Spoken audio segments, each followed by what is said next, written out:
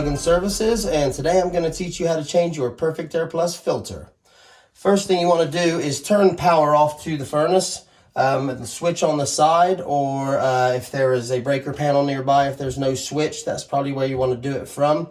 If it does happen to be in a heating cycle, you do want to turn it off at the thermostat first to allow it to properly cool down before you turn the power off.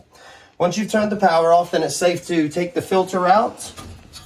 And you just want to pull it out there, unplug it before you get it all the way out, just in case you don't have enough wire. Set that aside, and then you just pull the filter out. And then as you can see here, there are two red tabs, one on each side. You just want to pop those open like so.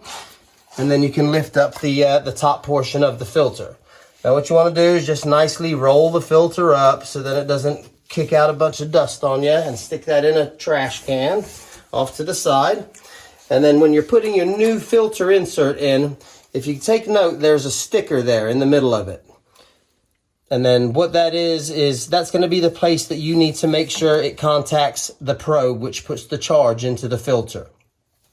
So when you put it in, what I suggest is push the filter right to the bottom, because if you try to center it perfectly, you're going to end up with a gap at the bottom. So by pushing it right to the bottom, when you close it, it'll squeeze it forward and it'll fill the whole filter. You just close those tabs again, nice and easy, and then reinsert your filter. And then when you do so, obviously once you get close enough to put the plug in, plug it back in, and then push it all the way back in. And then when you power the system back up, you should see the little red indicator light come on the filter. Now you've just changed your filter.